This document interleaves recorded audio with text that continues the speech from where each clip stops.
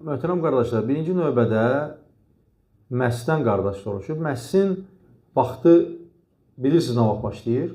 Birinci çəkən vaxt. Ay sağ ol. Məhsi, yəni naskini giyindiyimiz məqamdan məhs başlamır.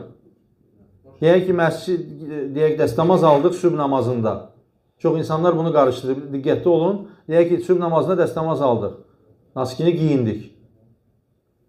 Zöhr namazına kimi dəstəmazımız pozulmadı. Və zöhrdə dəstəmaz pozuldu.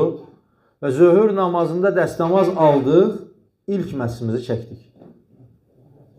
Və bu məqamla, zöhr namazından artıq bizim məhsimiz başlayır. Növbəti zöhr namazında artıq yenidən dəstəmaz almalıyıq. Əgər sizin dediyiniz məsələdə isə, əgər biz biliriksə ki, bizdə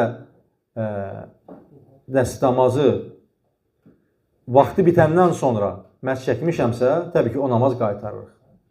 Onu dəqiqləşdirməliyik. Bəli. Xatırlamıram.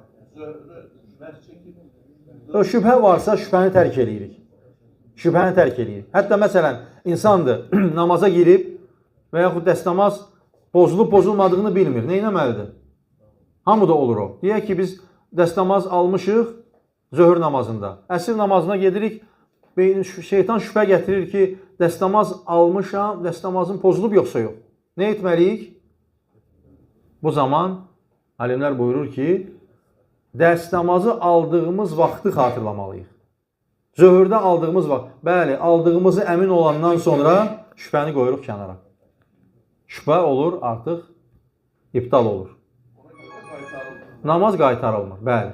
O zaman namaz davam edir.